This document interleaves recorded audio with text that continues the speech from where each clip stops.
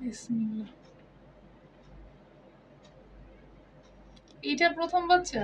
হ্যাঁ। মাশাআল্লাহ, সুন্দর দেখা যাচ্ছে তো তাকে। আপনি ভিডিও দেখেন?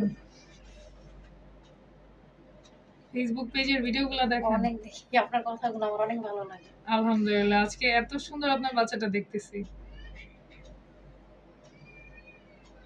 বেশ সুন্দর লাগতেছে তো তাকে। এই তো হার্টবিট।